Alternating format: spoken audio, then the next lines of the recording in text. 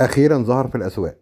انا دايما كل موسم بنتظر الوقت اللي هينزل فيه. سامع كلمناك وبتقولي ده كنتالوب. ده بقى مش الكنتالوب، ده حاجه اسمها كوز العسل، حاجه كده فعلا سكر عسل شربات. ولو ما عملتش كنترول على نفسك وانت بتاكل ممكن تاكل لك 5 كيلو وانت قاعد. كوز العسل من عيله الشمام، والفرق بينه وبين الكنتالوب ان هو هتلاقيه مستطيل وهتلاقي فيه الخطوط اللي هي الخضرا دي، وده شكل الكنتالوب. الكنتالوب بيكون مدور واصفر، ده الفرق ما بينهم. تعالوا نفتحها مع بعضينا ونشوف الفرق من جوه كمان عامل ازاي. اول ما بدات افتحها لاحظت ان اللون بتاعها بيكون لونه مصفر غير لون الكنتالوب اللي هو بيكون مدي على لون اخضر شويه. ومش عايز اقول لكم بقى على الروائح اللي طلعت منها، بسم الله ما شاء الله. تعالوا بقى نقطع منها شريحه كده ونجرب نشوف عامله ايه من جوه. مش عايز اقول لكم ان انا بحب الصيف بسبب الفواكه دي، الكنتالوب والبطيخ، وطبعا مش هقدر انسى المانجا.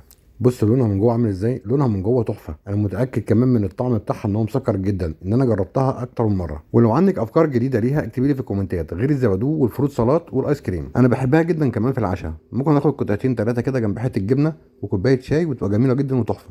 وحاولي طول ما هي موجوده في الصيف تقدميها لاولادك كتير جدا، لان هي مليانه فوائد كتير جدا ليهم، فيها الياف وفيها عصاره ومضادات اكسده. هو في اجمل من كده؟ ممكن نقدمها ليهم بالمنظر اللي انتوا شايفينه او ممكن نقدمها كده، بس بالطريقه دي هتلاقي نفسك عماله بتاكلي فيها مش هتحسي كلتي قد ايه. ودايما بحاول اخد القطع الصغيره واقول لكم على السلامه.